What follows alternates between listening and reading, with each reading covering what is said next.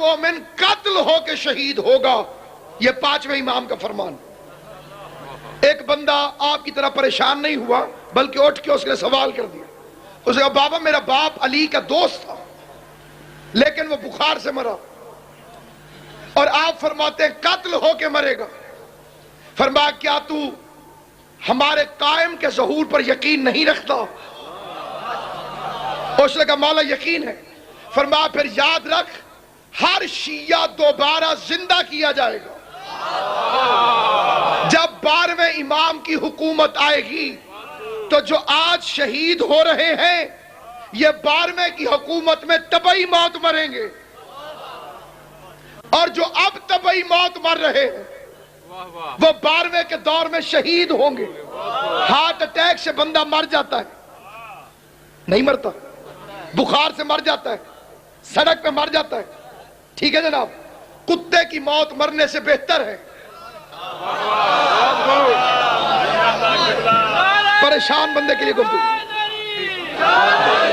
جنگ صفین ہو رہی تھی، جنگ صفین، امیر کائنات لڑتے لڑتے اپنے موالی کے پاس سے گزرے اور مولا نے اسے اس کے وار کرنے کی داد دی، جسے علی داد دے رہے ہیں،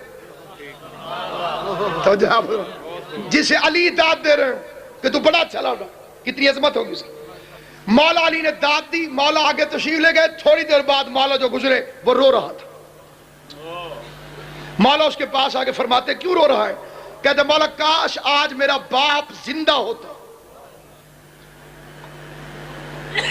وہ بھی آپ کی حمایت میں لڑ کے ایسی داد لیتا۔ مسکرا کے علی فرماتے ہیں تیرا باپ مجھے حق پہ سمجھتا تھا؟ توجہ، اس نے کہا جی مولا سمجھتا تھا۔ فرمایا جا پھر تجھے مبارک ہو، صرف تیرا باپ نہیں، قیامت تک جو علی کو حق پہ سمجھے گا وہ علی کے ساتھ ہے، اور جو علی کو حق پر نہیں سمجھتا وہ علی کے دشمن کے ساتھ ہے۔ علماء تحریر فرماتے ہیں ایک بندے میں دوسرے بندے کے ساتھ بحث ہو گئی کہ صفین میں علی حق پہ تھے، شام